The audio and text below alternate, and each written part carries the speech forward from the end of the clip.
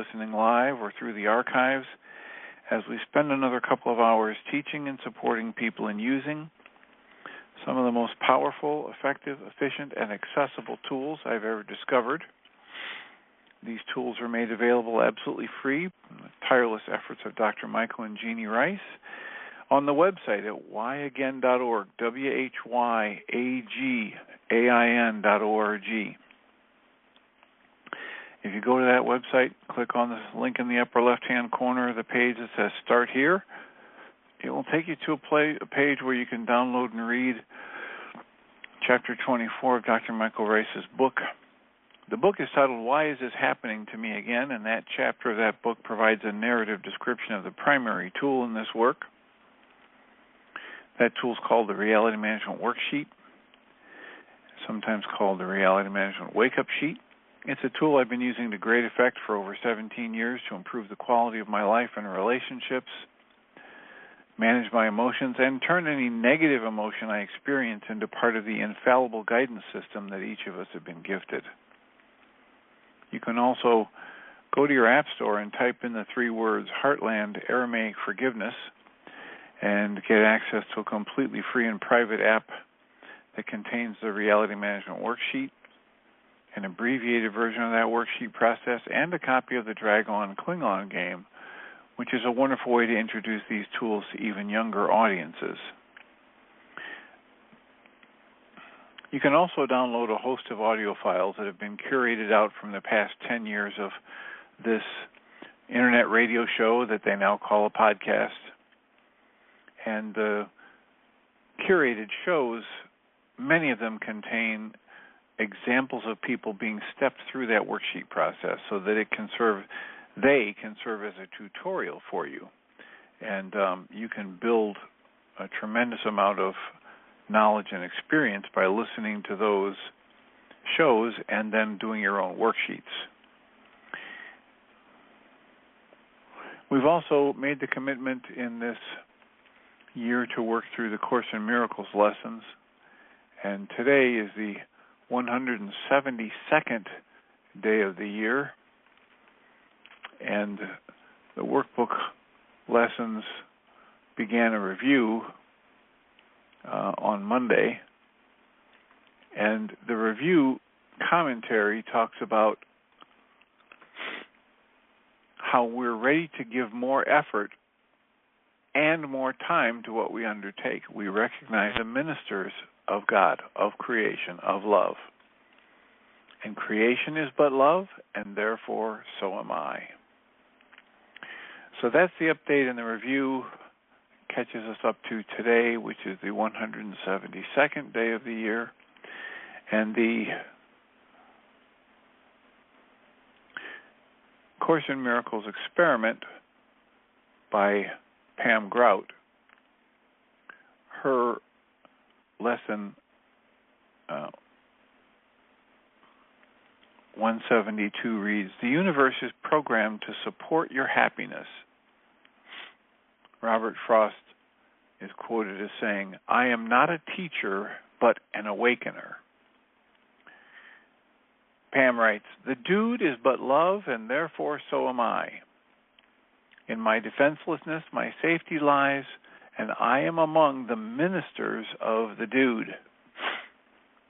She writes, "Anytime I don't feel joyful and at peace, it's because I'm giving attention to something that disagrees with Source, the source of all creation, my source. To use the old radio analogy, I've tuned into an oldies station that still believes in pain and suffering. So today, I commit to bring a different energy to the party. I believe that's what Jesus meant when he said, 'Turn the other cheek.' He wasn't suggesting we should walk around with bruised cheeks and black eyes. He was saying, I should begin moving in a different direction, turn my cheek, so to speak, to a higher, brighter, more pleasing reality." So that's our course, and they appear for 3 or 4 hours and come back before light and just sit here on this one frequency. This is our frequency, and wait until you get the instructions about where and when we need to go to get rescued. So the first night, the private came, Michael Rice calls, corrupt data and a false picture of what's happening, and it leaves us vulnerable to greater and greater mistakes. It dramatically increases the chances that we're not going to like the results we get if we act when our intense emotions are activated.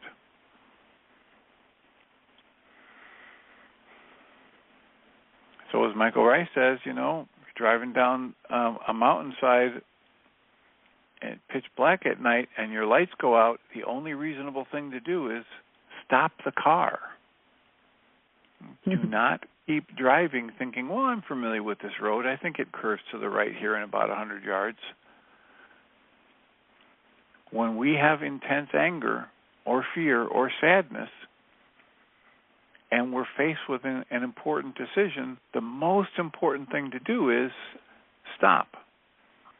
Take a breath or two. Turn inside.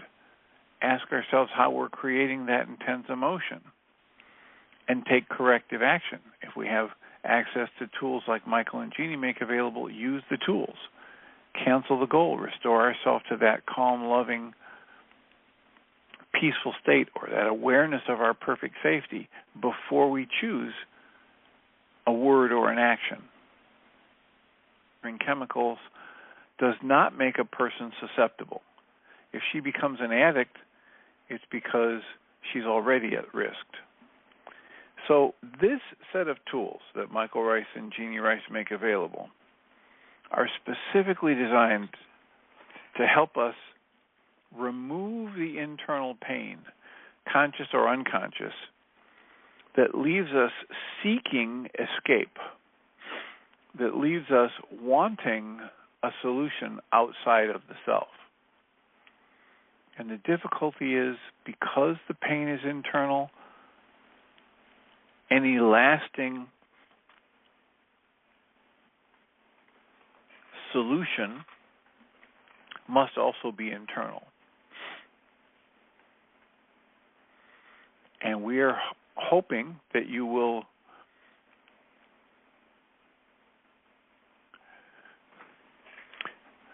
pick up tools like the ones Michael and Jeannie make available, or perhaps similar tools by Diedrich Wolsack. Here's an email I received from someone who was thanking me for the Diedrich Wolsack interview, and she said, just wanted to thank you for your Diedrich Wolsack interview. I will be listening to it again. His succinct comment that we are forgiving our personal beliefs finally got through to me. I have always associated forgiveness with a person as an object, or myself, or someone else. Here, Diedrich Wolsack makes it very clear. It is our thought disorder we are forgiving.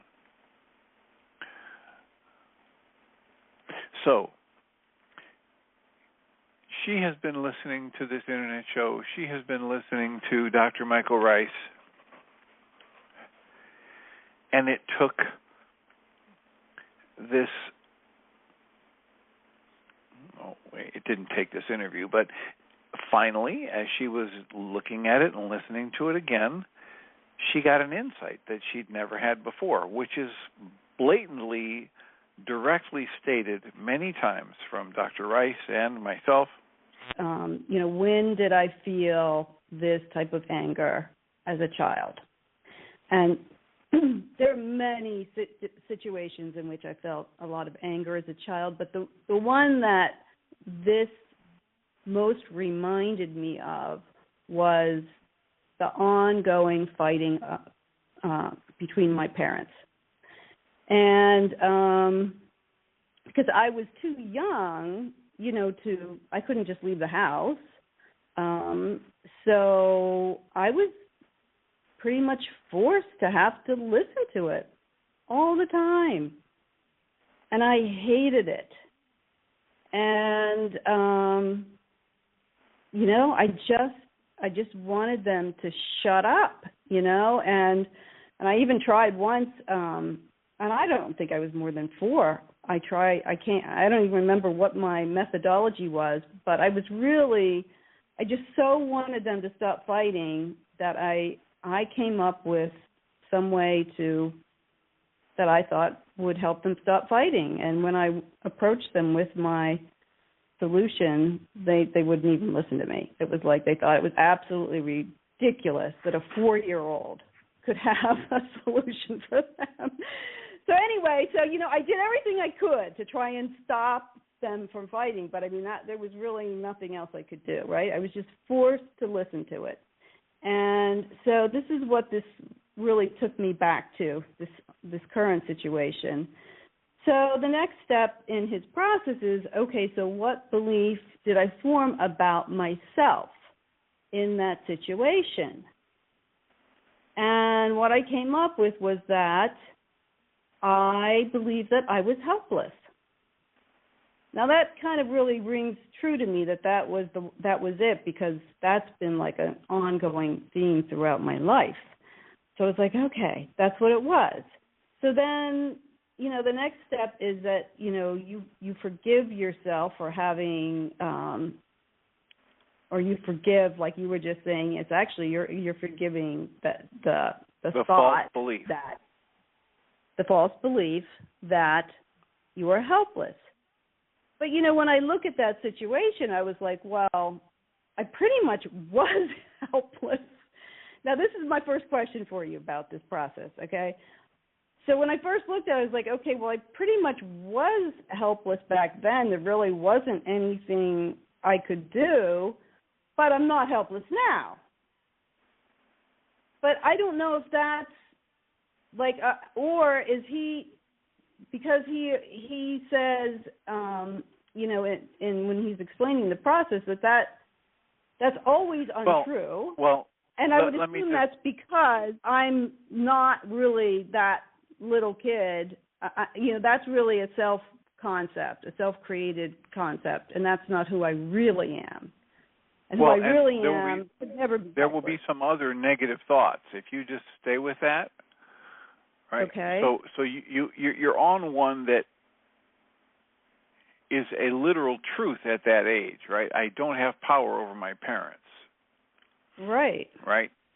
But if you stay with that and explore it a little bit, you will probably also find some other negative thoughts, like I'm not good enough or worth enough to have my parents listen to me, or I'm not valuable enough for them to recognize how hurtful their fighting is. So it's those kinds of things where you'll get even more benefit from that process.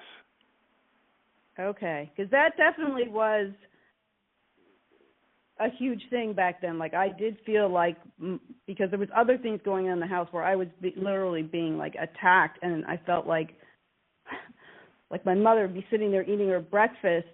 Like her breakfast was more important to her than preventing me from being attacked. So that is definitely, I didn't really tie it into their fighting, but I can see now that you said that yes, that probably is a tie-in, that I felt like they didn't value me enough in order not to fight in front of me like that. Right, and okay. So when you hit those, when you hit those situations where it's an actual truth, then do the process, but don't get stuck on it and say, well, but it's really true. Yeah, it's really true, but it was really true only when I was 3 or 4 or 5 or 6 or 12 years old. It isn't true for my adult self. That's what I did. So I said, okay. I sat down to read because this is what I do, like every night right before bed, I'll reread my Course in Miracles lesson for the day and do my meditation. And and I'm reading it, and it's talking about, like when you defend yourself, you're really like attacking. And I was like, oh my God, I realized that calling the police really was a defense. And so then I was like, oh, shoot, and so I'm like that. And I knew when I did it, I'm like, this isn't the solution, because the solution is always an inner solution. It's not an outer solution. But again, it was like the thing that I felt like I could do in the moment. So anyway, what was so interesting about this was that about 10 or 15 minutes later, the noise stopped, and I was like, okay, they got there, and I laid down to do my meditation, and the next thing I knew, I started hearing it again. But now it's more muffled. I'm like, oh, maybe they just took it inside, which is probably what the police told them to do, move it inside.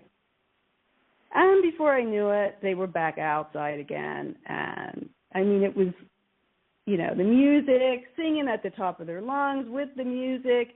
And I was just like, okay, all right. I have been defending myself against this, right? Like, let me try just not doing that, like just accepting it. But, here's this anger, right? I'm feeling this anger.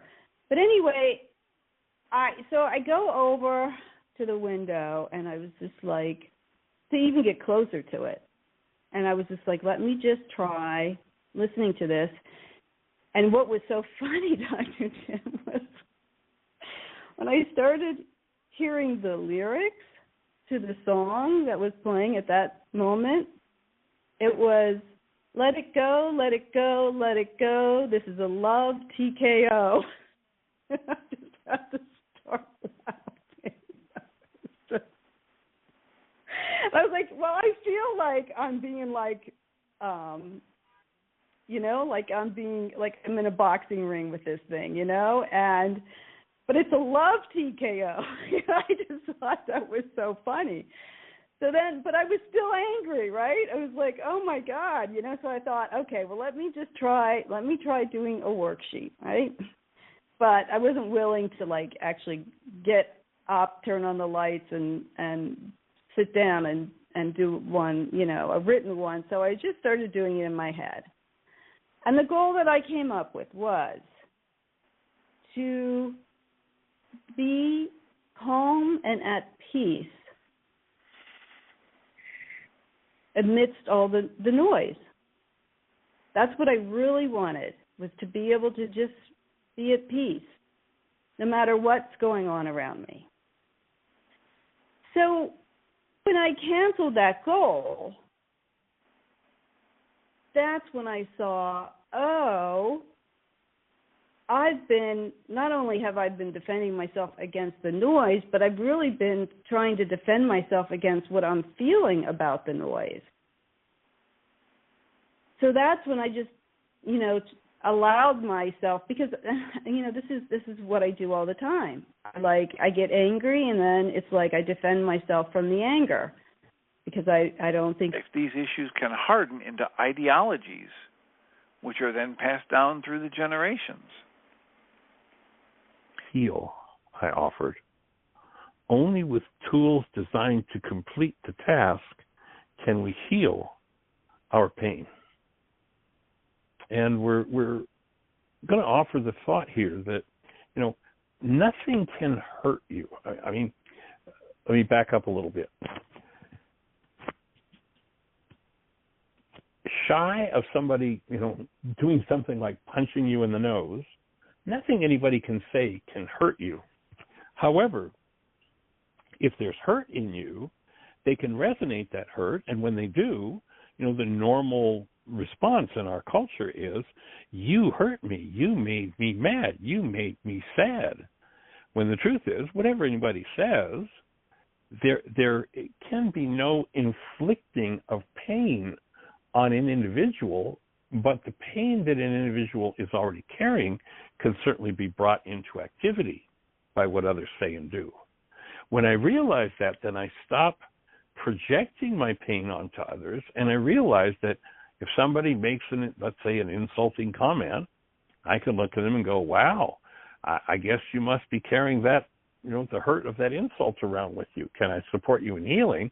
Or the unconscious part of their own minds that holds unresolved hurt may come forward, and one thinks they've been hurt by what another said. But strictly speaking, that's just totally and completely impossible. And what we're offering is that if you have the tool of forgiveness, if you use the tool of forgiveness, then you can reach into. So I didn't know if, again, like I really was like doing Diedrich's process correctly in that I was saying, you know, I looked at it like, well, I really was helpless back then, but I guess maybe I wasn't, like you said, keying in on the correct belief, or that there were other beliefs that maybe would have been more useful for me to focus on there. But I thought, you know, the helpless one was it, because that's, you know, it's been Ellen? something in my life. Yes. Hello. Hello? We had a Blog Talk Radio snafu. Oh. And I got dumped off. Okay. And now I've just dialed back in, but I can't be in as host. So I've been gone for probably a full minute because I had to dial in several times. Okay. So catch me up. I was just saying, and I got cut off when I said I would be surprised if it doesn't harken back to the times when you were a child in your own home and there were loud noises that made it feel unsafe. Right. Yeah. And absolutely. I mean, this is something I've explored a lot, because there were many things going on in my house that felt unsafe. But, you know, I was focusing in on, again, the noise, just hearing the noise, because that's what was triggering me at the moment. And it's been an ongoing thing with my neighbors and all the noise. I mean, they're just loud people, you know, and they just, you know, they don't really have regard for their neighbors. But I know that that has nothing to do with my issue and my anger. So right, I get but listen to the way it does.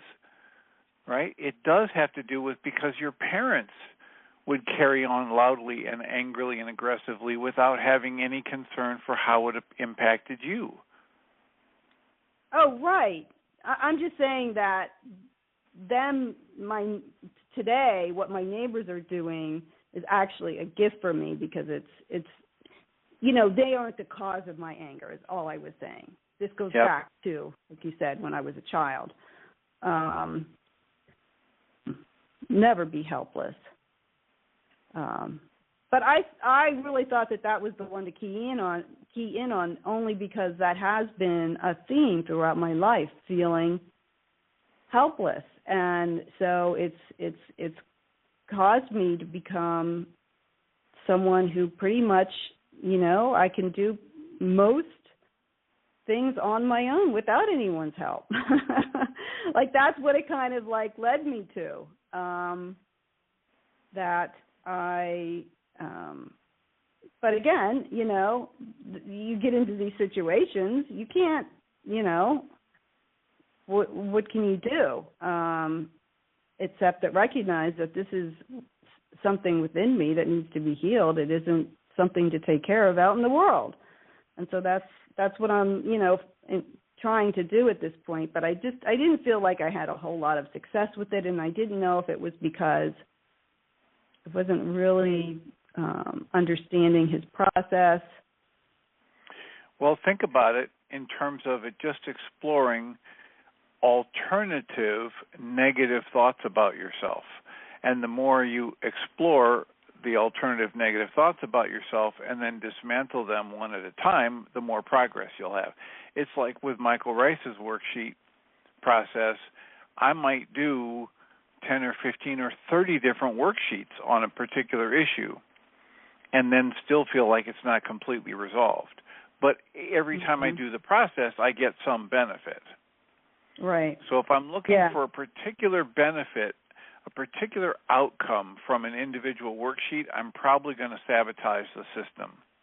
If I just trust the process and understand that, this is basically the same as the Byron Katie work and the Sedona release method and Michael Rice's work, and they're all looking at basically the same thing. It's my beliefs about myself which create the filters through which my perception is created. And so when I'm having an experience level, and it can still be unresolved at the unconscious emotional level. Yeah, and that's definitely what it is, because I know what the belief is, and I uncovered it years ago, and I was like, oh, geez, that's not true. Well, that's good, because, it's my belief about myself, so I can just change it. And then it's like, why do these things still continue to happen? Well, that's why Michael wrote the book. Exactly. Why is it happening to me again? Yes, I know. Oh. So I hope that answers it for you. I would just keep doing it, and look for a slightly different core negative belief. And the more I dismantle those negative beliefs, and of course there can be, certainly more than one. There could actually be dozens for each upsetting episode in my past. Right. A core belief. And the more I dismantle them, the more I get back to the realization of my true nature, and that's the second part of the forgiveness process in Diedrich's work. The first one is I forgive myself for believing this lie that there's something negative about me, and the next one is I forgive myself for forgetting that my value is 100% intact and safe and internal and is never broken, dented, chipped, rusted, faded in any way.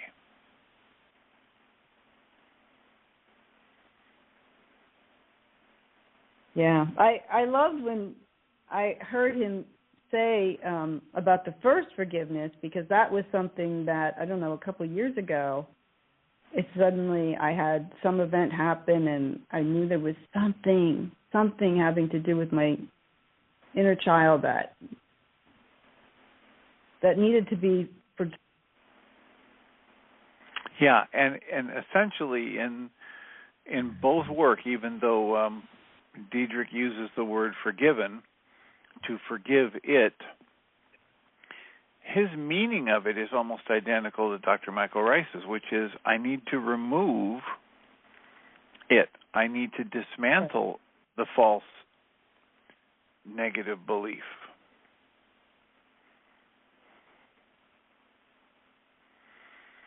And when I withdraw my attachment to it, when I no longer feed it as being true, then it stops, as Diedrich would say, choosing my emotions in any given situation and, driving my perception. It's all about what my brain is going to tell me is responsible for my internal experience, and my brain is always going to show me things from the outside. It's going to show me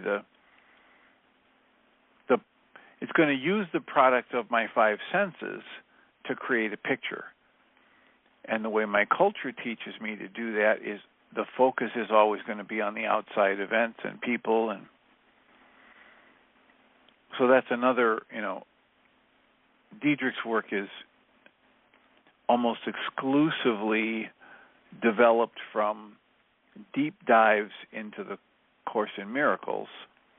Mm-hmm. But he has been reading the great philosophers and psychologists for, decades before he dove into the work through the Course in Miracles and turned his life around.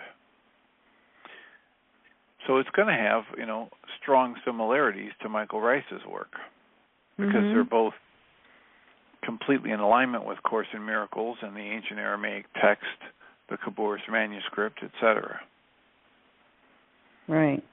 Now, you were talking earlier about addiction, and I thought I heard Michael Rice and maybe even yourself talk before about anger being an addiction, that we use it. Well, Michael Rice, not too long ago, came to the insight, whatever. He decided that as far as he's concerned, anger isn't really an emotion. Anger is a drug. Right. Now, he's talked about it for years in his lectures, as anger is this drug we use to numb ourselves out. But he only recently started talking about it as though it's not even an emotion, it's just a drug. And so he would talk about the problem with the addiction to anger is that it's free and the supplier is internal and it's socially acceptable. So in that regard or respect, it's even more treacherous than alcohol, where, it's socially acceptable and it's just a drug to numb me out to internal pain. But alcohol isn't internal and it's not free. Mm-hmm. Anger or rage, on the other hand, the supplier is internal, it's absolutely free, and to our great detriment, it is socially acceptable to rage at people. Well, I would have to disagree with that, but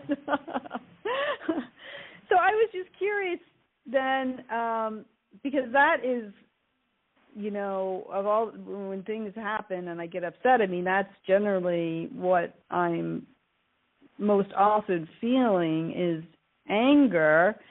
And so then that makes me wonder if, that's just a cover. If that's not even really, an emotion, it's just a cover for what the actual emotion is. And it comes up as a way of kind of blocking me to get to that real emotion. Is that how it works? That is what most people who study this have come to observe, that anger is always secondary, and it's going to be secondary to pain, fear, or sadness.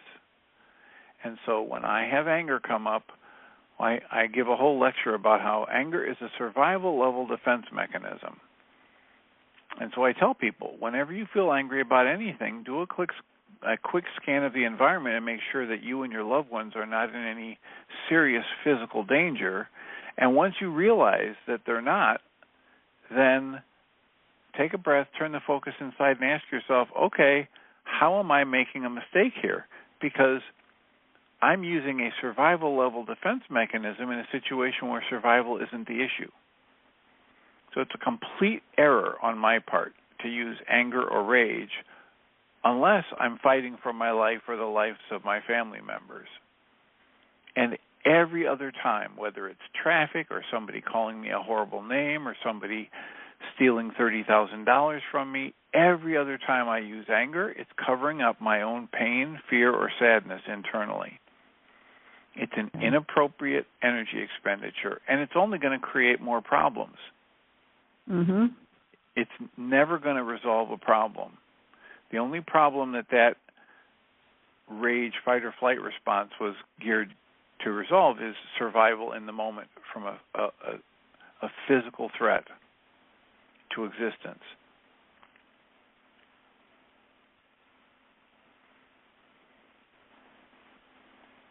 So once I recognize it's not a physical danger and my family isn't being physically threatened, I call a timeout, I take that breath, I turn the focus inside, I use tools to dismantle my anger because my perception is dramatically distorted whenever I'm in anger or rage.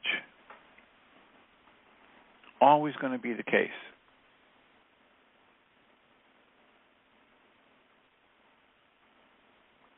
Mm-hmm.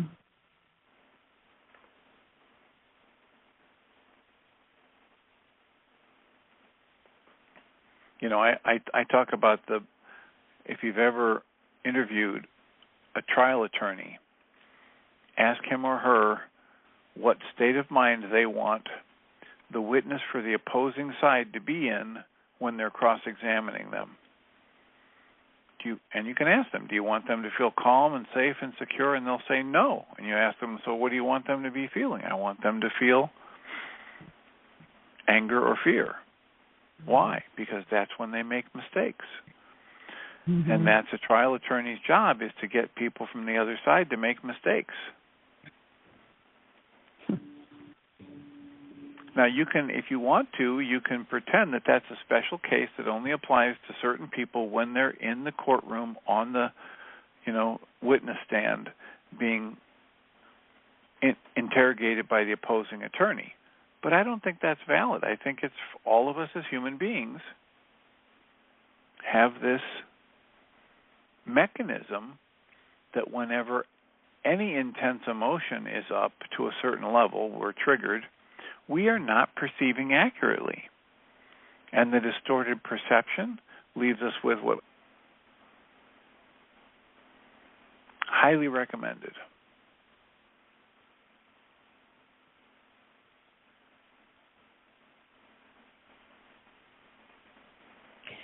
Yeah, I'm not sure why I wasn't able to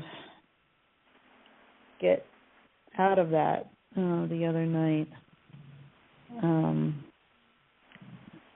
It seemed like I needed to allow myself to feel what I was feeling, because that's one of the things that, another of my issues is that, as a child I was told that I shouldn't be feeling what I felt, and I took that in. And so, lately I've been,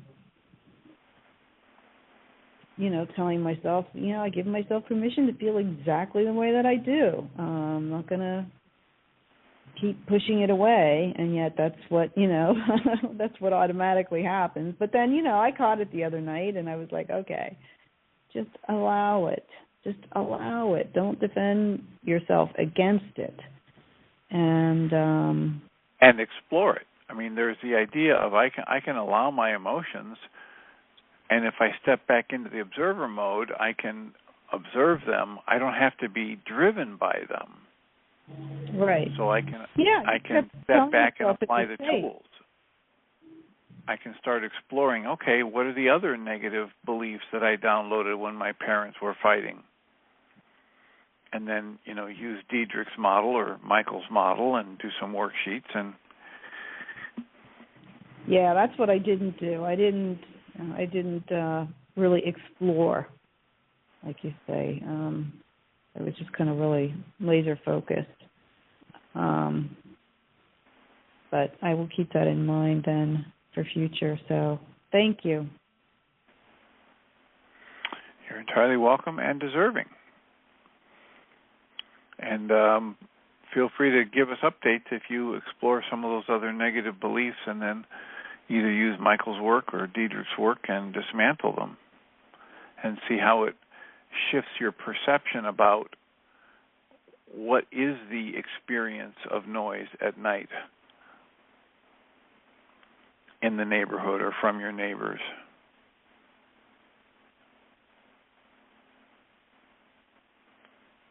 Because it is amazing for most of us that use work like this, how once we've done the internal work, the external stimuli can still be there, and the impact on us is dramatically different, if not completely absent. One of the more telling examples of that is from Jeannie Rice, where she had this pattern of getting very upset when she thought somebody was ignoring her or disregarding her, especially a man.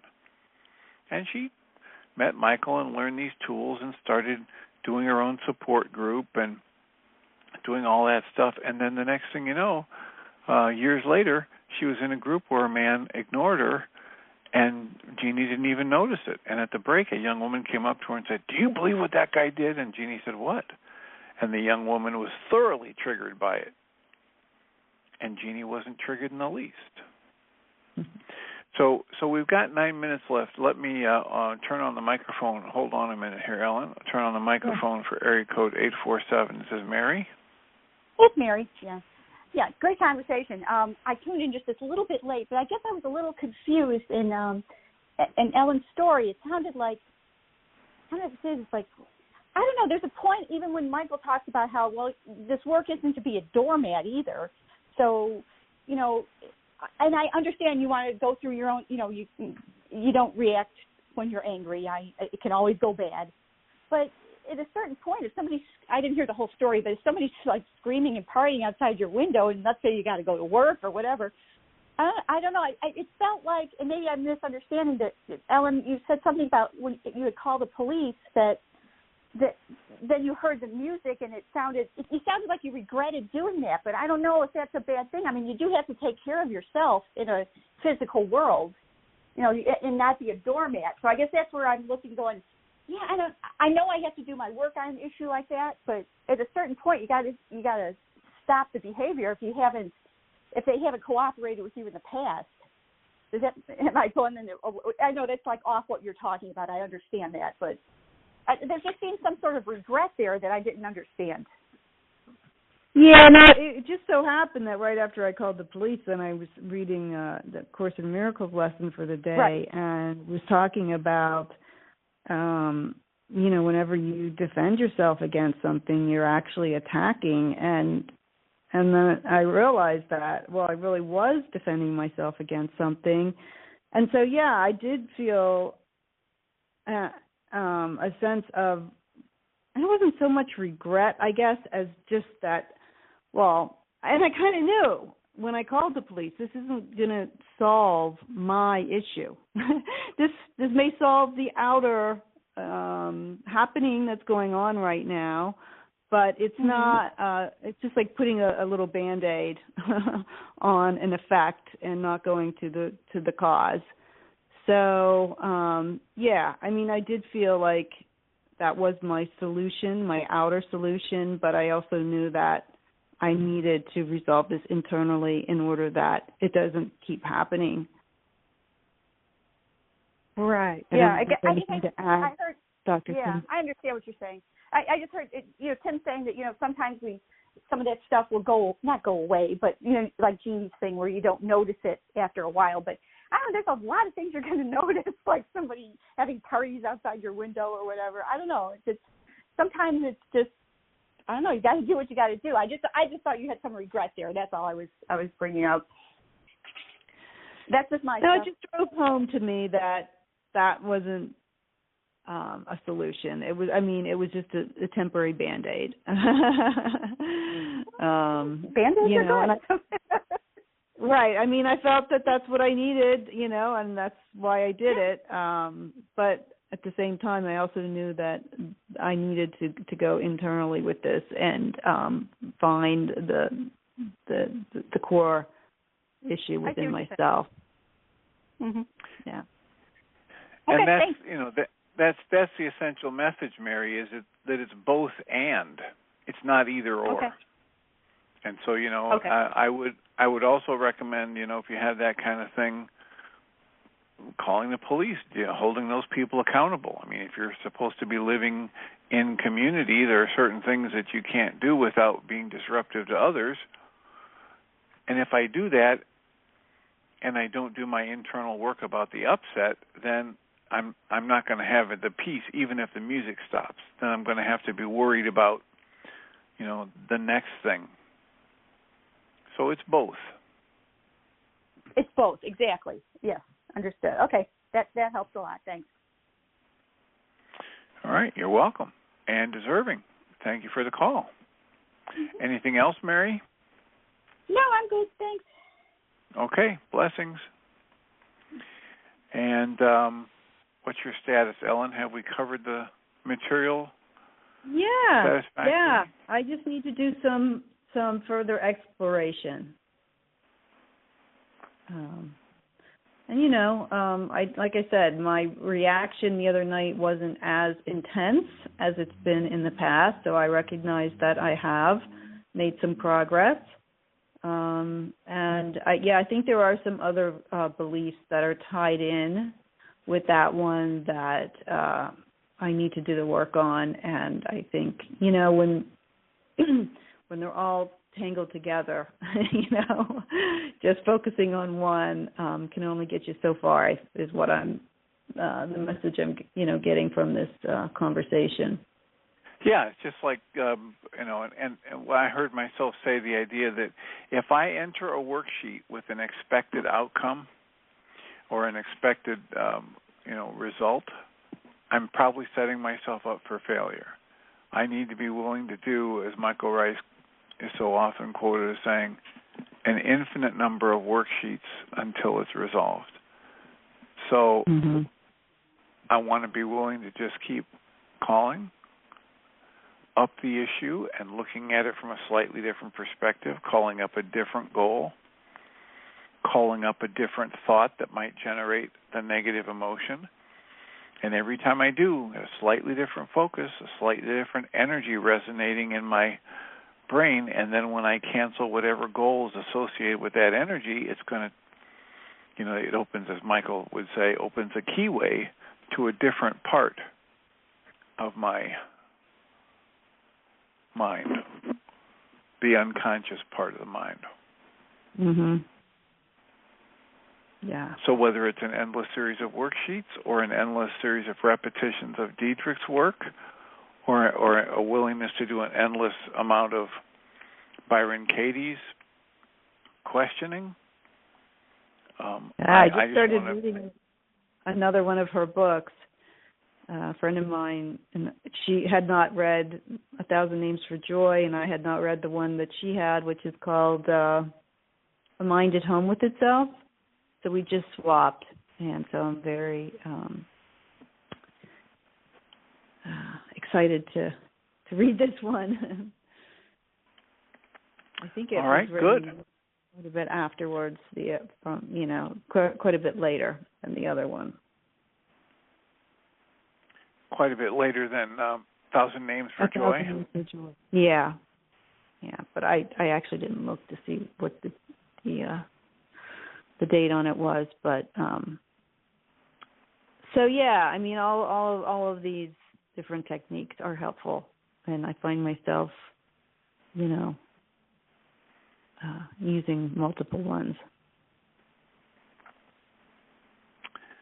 Well, you're not alone there. That's really weird because Dr. Tim is not showing you on the switchboard.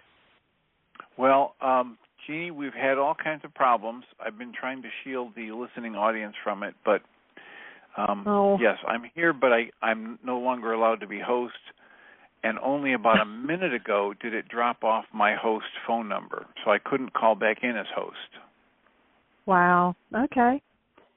Well, we'll see how the second hour goes. That sounds like Ellen's little giggle. It is. Well, thank you, Ellen, for the call.